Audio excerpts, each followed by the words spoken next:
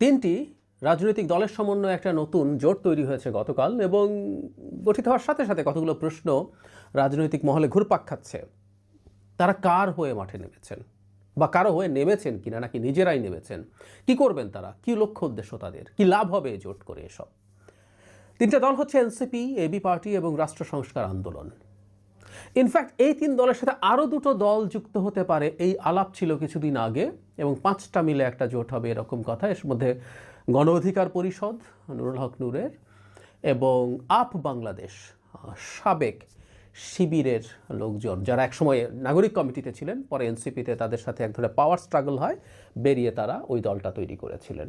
এই ছিল প্ল্যান, কিন্তু শেষ পর্যন্ত শোনা যায়, আমি নিশ্চিত নই, আপ বাংলাদেশকে কেন্দ্র করেই তখন এই পাঁচটা দল একত্র হতে পারেনি, কারণ অনেকে চায়নি আপ বাংলাদেশ থাকুক।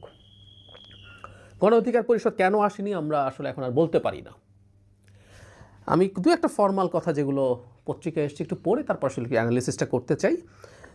এটার নাম হচ্ছে গণতান্ত্রিক সংস্কার জোট, মানে সংস্কার চাইছেন তারা, এবং এর মধ্যে আমার দেখে ভাল লাগে সেটা হচ্ছে রাষ্ট্র সংস্কার আন্দোলন এই সংস্কার জোটের মধ্যে আছেন। ভাল লাগে সংস্কার অর্থে এই জোটটায় যাওয়া তাদের জন্য কেমন হয়েছে যে ডিফারেন্ট ডিবেট, কিন্তু এই যে সংস্কার শব্দটা, নাহিদ ইসলাম বলেন, ঘোষিত গণতান্ত্রিক সংস্কারের শুধু নির্বাচনী জোট নয়, বরং এটি একটি রাজনৈতিক জোট। এই জোট জাতীয় মর্যাদা অর্থনৈতিক মুক্তির প্রশ্নকে সামনে রেখে ঐক্যবদ্ধ হয়েছে। এই জোট আগামী সংসদ নির্বাচনে অংশ নেবে এবং অর্থনৈতিক মুক্তির যাত্রাকে অব্যাহত রাখার জন্য কাজ করবে। ভালো কথা। যেটা বলছিলাম, একটু অফ টপিক হলেও বলি, আজকে আমরা অনেকে সংস্কার জপি, মানে বিশেষ করে সাংবিধানিক সংস্কার নিয়ে অনেকে এমনভাবে কথা বলেন যে তারা বহু বহু বছর থেকে এটাকে ওন করেন এবং কথা বলছিলেন। আসলে তা না। আমাদের এই দেশে দীর্ঘ সময়, বছরের পর বছর, শিক্ষিত মধ্যবিত্তের কাছে সংবিধান কী বস্তু, সেটা কিভাবে পড়তে হয়, সেটার কি কি সমস্যা আছে, কিভাবে সেটাকে ঠিক করতে হবে, এই কাজটা নিরলসভাবে করে গেছেন জনাব হাসনাত কাইয়ুম। রাষ্ট্রচিন্তা নামে তাদের একটা সংগঠন ছিল, পরে ওখানে রাজনৈতিক দল হয়েছে, ওইটার একটা বড় অংশ রাজনৈতিক দলে এসছেন। চমৎকার কিছু মানুষ ওই রাজনৈতিক দল এবং রাষ্ট্রচিন্তায় ছিলেন, এবং রাষ্ট্রচিন্তার কিছু সদস্য এখন এনসিপিতে গেছেন।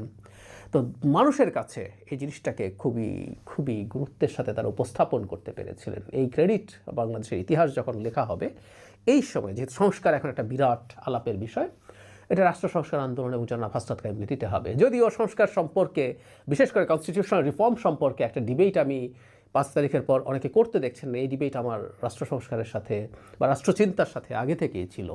তারপরও তিনি এটার পুরোধা ব্যক্তিত্ব আমি মনে করি। এই ক্রেডিটগুলো যেহেতু আমরা সাক্ষী, এগুলো একটু বলে রাখা দরকার আছে। এখন এই জোটটা কেমন হলো, কে নেতৃত্ব দিচ্ছে? অ্যাপারেন্টলি এখানে কে নেতৃত্বে আছে, কার নেতৃত্বে জোট, এসব বলা হচ্ছে না। কিন্তু যেহেতু এনসিপি এই তিন দলের মধ্যে তুলনামূলকভাবে বেশ খানিকটা সিগনিফিক্যান্ট, সেই কারণে বাকি দুটো দলের বয়স এর চেয়ে বেশি হলেও এনসিপির কারণেই এটা বেশি আলোচিত হয়। সো এনসিপির নেতৃত্ব হয়েছে এভাবে আমরা বলতে পারি। এখন এই দলগুলোর নেচার কি? আমরা এনসিপি নিজেকে মধ্যপন্থী দল হিসাবে বলছে, এবি পার্টিকে আমরা মধ্যপন্থী বলতে পারি বা খানিকটা মধ্য ডান বলতে পারি, কারণ তারা কিছু ইসলামী মূল্যবোধ যুক্ত করতে চান, খানিকটা তুর্কির আর এরদোগানের যে পার্টি একেপি পার্টির মতো, এবং এবি পার্টির সাথে ওনাদের যোগাযোগ ভালোই আছে বলে শোনা যায়।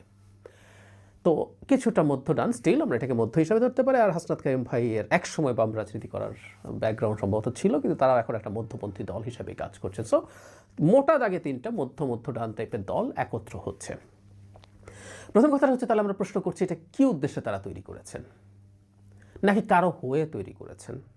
তারা কি মাঠে নেমে কারো ক্ষতি করা বা কারো লাভ করতে চাইছেন? রাজনীতিতে এগুলো হয়, এগুলো কোনো আমি খারাপ অর্থে বলছি না। আমরা এনসিপিকে নিয়ে যদি আলোচনা করি, ইনফ্যাক্ট জোটের আলোচনায় এনসিপি একটা বড় ফ্যাক্টর, বাকি দুটো দল সে অর্থে বড় ফ্যাক্টর না।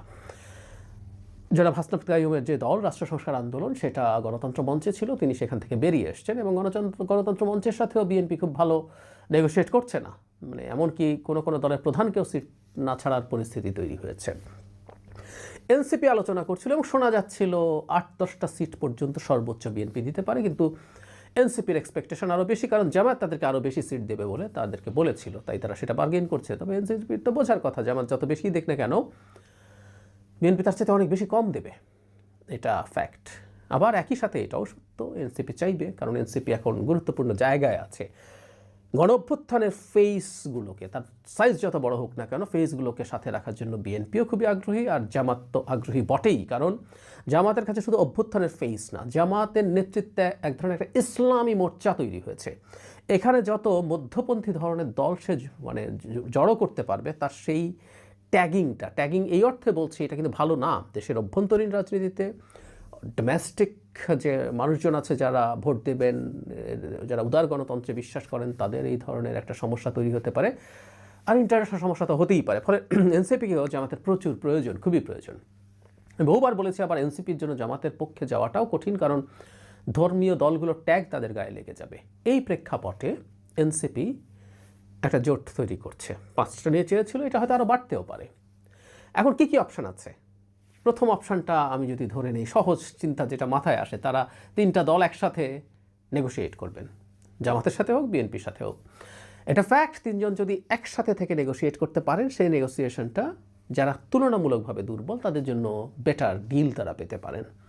এটা একটা কারণ হতে পারে। আমি জানি না, আমি আবারও বলছি নিশ্চিত নই সেটা কারণ কি না। সেটা হলেও খারাপ না। আমি এই প্রত্যেকটা প্রচেষ্টাকে, প্রত্যেক দল চেষ্টা করবে সে যতটা তার স্বার্থ অর্জন করতে পারে, বিশেষ করে বড় দলের কাছ থেকে কতটুকু স্বার্থ সে চাপ দিয়ে অর্জন করতে পারে, সেটা তার পক্ষে যাবে। আর তারা যদি জামাতের সাথে জোটে যায়, আমার মনে হয় না জামাতের সাথে জোটে যাবে, কারণ সেই ক্ষেত্রে অন্তত হাসনাত কাইয়ুম ভাই জামাতের সাথে জোট করবে নির্বাচনে, রাষ্ট্র সংস্কার আন্দোলন, আমার কাছে এটা খুবই অ্যাপারেন্টলি, না হলে আমার সত্যি খুবই মানে অদ্ভুত বা ভুল মনে হয়। কেউ মনে করেন এবি পার্টিও জামাতের সাথে জোটে যাবে না বা নাও যেতে পারে, কারণ এবি পার্টির প্রতিষ্ঠাতা সহ গুরুত্বপূর্ণ সদস্যরা জামাতে ছিলেন, শিবিরে ছিলেন, অনেকেই আছেন, এবং ওখান থেকে বেরিয়ে এসে এবং তাদের মধ্যে বক্তব্যে, পাবলিক বক্তব্যেও জামাতের প্রতি বেশ বিরোধিতা সম্পন্ন বক্তব্য দেখা যায়। তাই কেউ মনে করেন যে তাদের কোনো ধরনের রেকনসিলিয়েশন সম্ভব না, তারা জোটে যেতে পারেন না। আমার কাছে তা মনে হয় না, আমার মনে হয় তারা সেটা যেতে পারেন।